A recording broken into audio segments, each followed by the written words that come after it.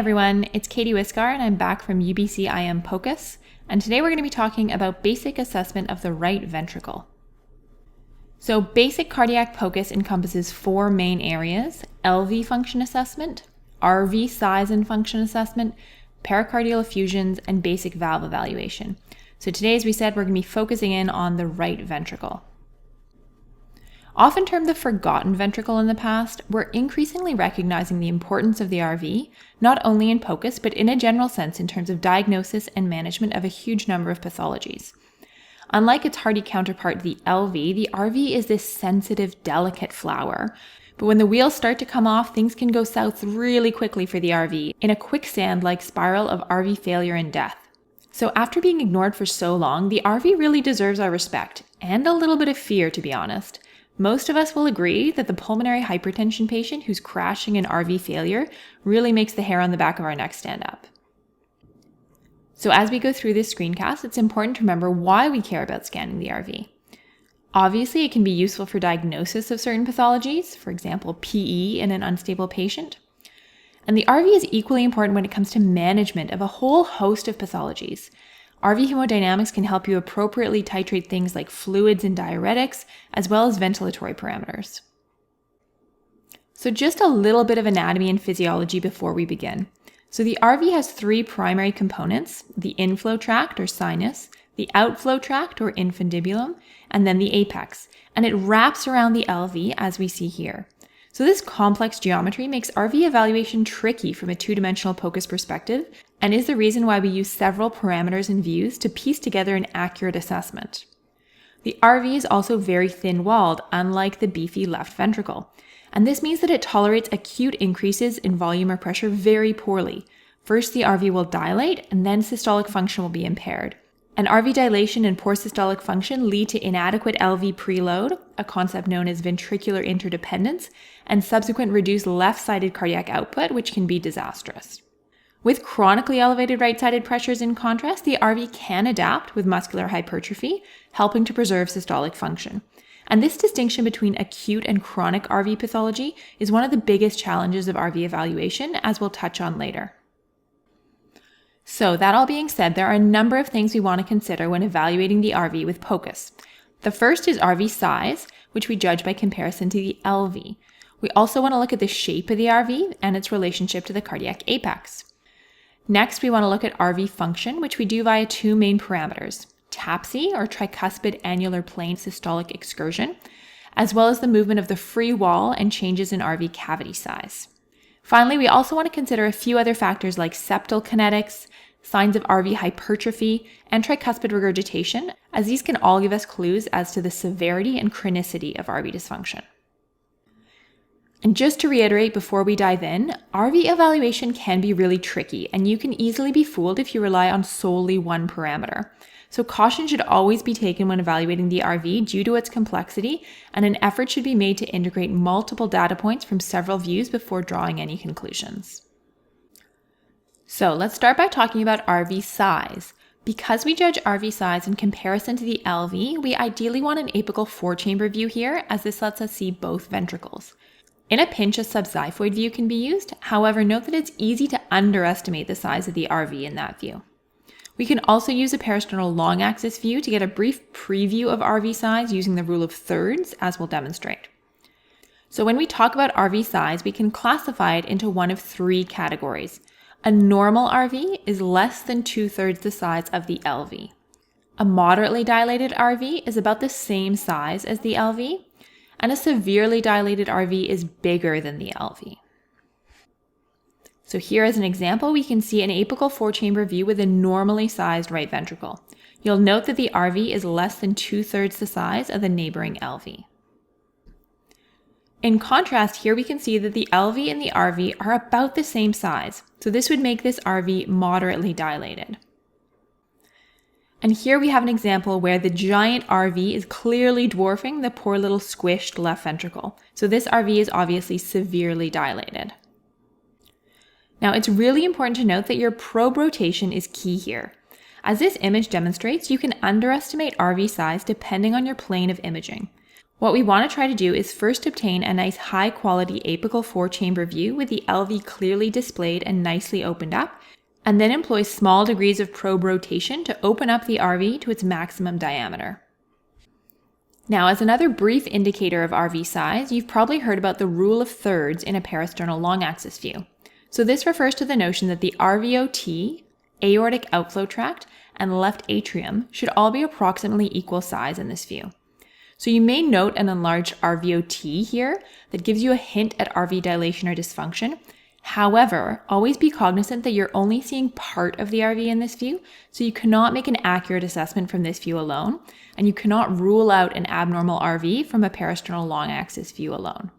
Here we see a normal parasternal long axis view with approximately equal dimensions of the RVOT, aortic outflow tract, and left atrium. And here in contrast, this clip is almost so distorted that it's hard to tell what view we're in, but we are still in a parasternal long axis view, but the massive RVOT is clearly dwarfing the rest of the heart. In addition to size, we also want to consider the shape of the right ventricle. So this is best observed from a parasternal short axis or apical 4-chamber view. The normal RV is going to be crescent-shaped and look almost triangular in an apical 4-chamber view. A dilated RV, in contrast, will look ovoid or circular. So here we have an apical 4-chamber view demonstrating a normal RV shape. Note how it looks triangular there beside the LV.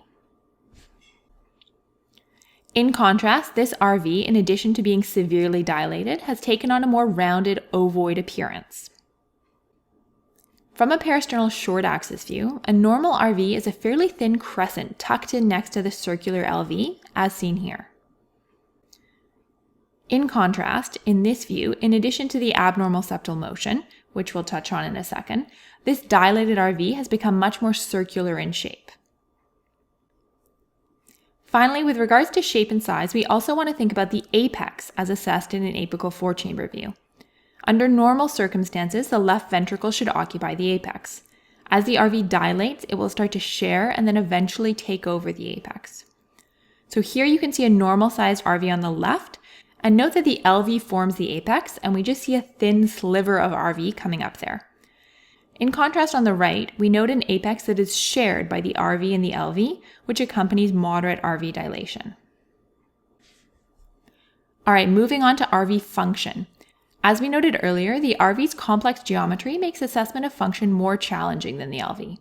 So there are two things that are most useful from a basic POCUS perspective. One is TAPSE, tricuspid annular plane systolic excursion, and one is the free wall movement and changing cavity size. So TAPSE is essentially an estimation of the longitudinal or vertical movement of the lateral tricuspid valve annulus with each contraction. It's a surrogate for RV function and obviously in particular the longitudinal component of RV contraction. And it's important to note that this is not the only plane in which the RV contracts, therefore TAPSE should be integrated with other parameters to provide the most accurate assessment. TAPSE is going to be best assessed in an apical 4-chamber view, although you might be able to eyeball an estimation from a subxiphoid view. And it can be estimated qualitatively using the eyeball method or measured quantitatively using M-mode. In terms of the distances that we care about, a normal TAPSE is going to be greater than 16 millimeters, so a TAPSE of 16 millimeters or less is considered abnormal. And just briefly, this is a very old study, but basically showed that TAPSE had pretty solid correlation with RV ejection fraction as determined by MRI, and the R here was 0.92. So here we have an apical 4-chamber view, and what we want to train our eye towards is that bright or echogenic lateral annulus of the tricuspid valve and its movement up and down.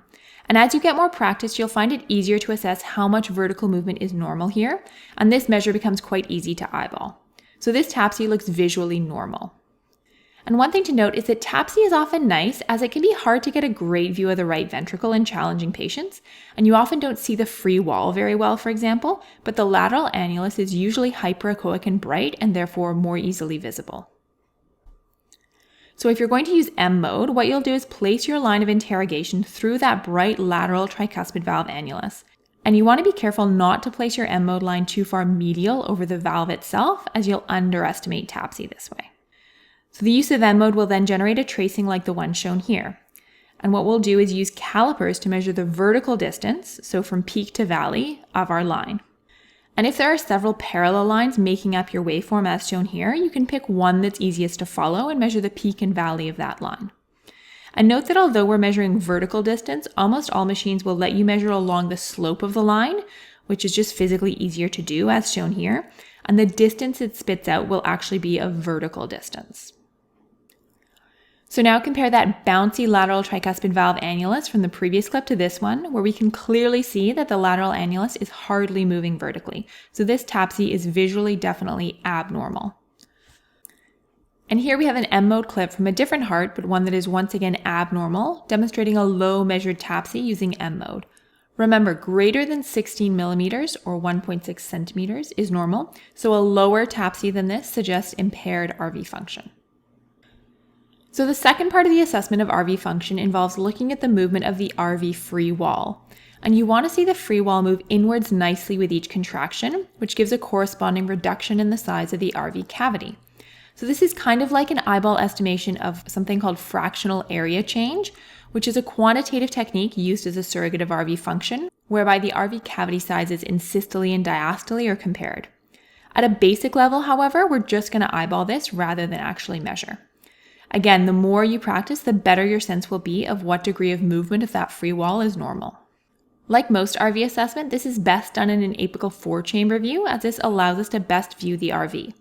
You can also usually get a reasonable estimation of this from a good subxiphoid view. So here we can see normal RV free wall movement in this apical 4-chamber. Note that you often don't see the entire free wall perfectly throughout the whole cardiac cycle, so sometimes this skill will require a bit of extrapolation.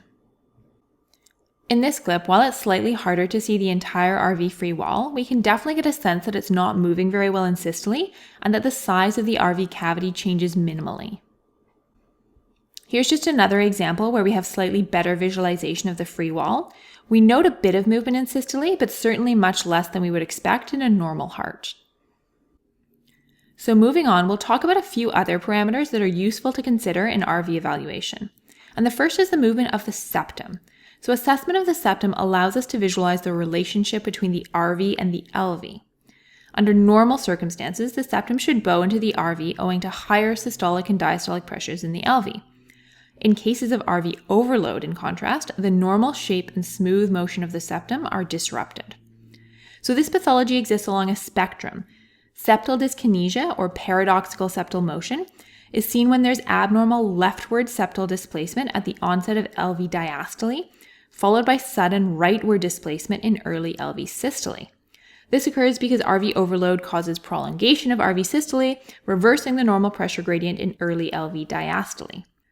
As RV overload becomes more severe, this paradoxical motion progresses to septal flattening, or a classic D-shaped septum. So here we see a peristernal long axis view with an example of paradoxical septal movement. So notice the extra bounce in the septum. And this type of paradoxical septal movement can be seen in really any view, peristernal long, short, apical 4, or a subxiphoid view. It is, however, very important to note that RV dysfunction and overload is not the only thing that can cause septal dyskinesia. So other common causes include conduction system abnormalities like bundle branch block and pacemakers, a post-cardiac surgery state, certain cardiomyopathies, constrictive pericarditis, mitral stenosis, and others. So as we progress towards actual flattening of the septum, we can look for which phase of the cardiac cycle has the most pronounced flattening. So this is typically evaluated in a peristernal short axis view. And the classic teaching is that primarily diastolic flattening is associated with RV volume overload, whereas primarily systolic flattening is associated with RV pressure overload. So here we have a classic D-shaped septum in a peristernal short axis view. So you'll note that in this case, the flattening is most prominent at end diastole, suggesting primary RV volume overload. Now, really important to note here that it's fairly easy to be fooled and overcall a D-shaped septum in your peristernal short axis view if you're not properly on axis.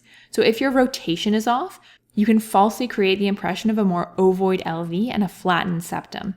It's crucial, therefore, to make sure you're properly on axis in your peristernal short axis view, typically by optimizing your probe rotation. So if you're at a pap muscle level, as we are here, making sure that you can clearly see both pap muscles as nice symmetrical kidney beams is a great check for this. The next thing that's a helpful adjunct for RV evaluation is to look for evidence of RV hypertrophy. So significant muscular hypertrophy in the RV indicates an adaptation to elevated right-sided pressures over time and is a sign of chronic pathology. So super important to note though that the presence of RVH and chronic RV dysfunction does not rule out the presence of a superimposed acute insult. For example, a PE in a patient who had long-standing pulmonary hypertension for other reasons. So these patients are often the most challenging to evaluate for this reason. RVH can be noted from a peritoneal short or subxiphoid view with attention to the RV free wall. So to measure this, what you're going to do is get your view, freeze, and then zoom in on the RV free wall. And zooming is crucial as we want this to be a precise measurement. So if you're in a peritoneal short axis view, you want to be at the pap muscle level when you're taking your measurement. And if you're in a subxiphoid view, you want to measure at the tips of the open tricuspid valve. You'll then simply use calipers to measure the thickness of the RV free wall. Important to do this during diastole, as obviously the wall will become thicker in systole as it contracts, and to exclude trabeculae and pap muscles. So this can be quite challenging to do accurately, and you do need a pretty high quality view to make a reasonable measurement. A normal RV free wall thickness is less than 5 millimeters. So given the limitations of most point of care measurements, 5 to 10 millimeters is a bit of a gray zone, but measurements over 10 millimeters or 1 centimeter strongly suggest the presence of chronic pathology. So here's just a still from a subxiphoid view. So we would want to measure this distance here, taking care to exclude trabeculations. And you can see even from a reasonable view like this is quite challenging to make sure you're doing very accurately. In contrast, this is a still from a patient with chronic pulmonary hypertension and RVH. So you'll see that the RV free wall is much thicker, and we'd want to measure about here, which would likely be over 10 millimeters. So finally, the last piece that can be useful for basic RV evaluation is looking for tricuspid regurgitation. And this is almost always a consequence rather than a cause of RV dysfunction, but can just help paint a picture of an impaired RV. So here you'll look at the tricuspid valve with color Doppler in as many views as you can, given that TR is easy to underestimate.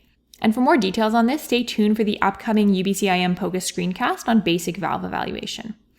Note also that at a more advanced level, TR can also be used to estimate right-sided pressures in RVSP, which can be a very useful skill in these patients. And here we have two examples of dysfunctional RVs with tricuspid regurgitation. On the left, we see an apical 5-chamber view with moderate to severe TR, and on the right, a peristernal RV inflow view with severe TR. And in both cases, the TR jet is the bright blue jet going away from the probe. So putting this all together, how accurate can we actually be at the point of care for basic RV assessment? So most of the studies done in this area are in the context of specific diseases, the most common being pulmonary embolism. In this study of patients with acute PE, critical care fellows and intensivists had an area under the curve for detecting RV dysfunction of 0.81 compared to comprehensive cardiology echo, and slightly higher for detecting RV dilation, 0.83 to 0.88. So this figure was actually better than the performance of troponin, BNP, or RV dysfunction on CT scan. So although these techniques aren't perfect, especially in a patient with difficult views, they're certainly valid and are achievable at a basic POCUS level. So wrapping up, just to recap here, a proper assessment of the RV includes multiple components. So things we're going to look for include RV size, which we will do by comparison to the LV, as well as RV shape with some attention to the apex. In terms of RV function, we'll look at TAPSE, either using the eyeball method or by measuring it with M-mode, and then the free wall movement and changes in cavity size. Other supporting things we want to look for are septal kinetics, RV free wall thickness as a sign of RV hypertrophy, and the presence of tricuspid regurg. And finally, a few pitfalls to be wary of when scanning the RV. So as we've said before, the RV is complex, so always try to look in multiple views and incorporate as many parameters as possible into your assessment. Always beware of image acquisition pitfalls. So a common one is foreshortening an apical 4-chamber view, typically by being a rib space too high, and this often creates a false impression of a more circular RV. You'll also want to be careful in a peristernal short axis view with your rotation to avoid overcalling septal abnormalities. And when measuring TAPSE with M-mode, be mindful of your alignment in your apical 4-chamber view, as you want a nice vertically pitched heart to avoid undercalling your TAPSE measurements. Finally, always be cognizant of the difficulties in distinguishing acute from chronic pathology, and especially in distinguishing acute on chronic pathology in patients with known RV dysfunction. All right, that's everything today. Thank you guys so much for joining me. I hope this was useful. Be sure to visit us at ubcimpocus.com for more screencasts and resources, and follow us on Twitter. Thanks and happy scanning.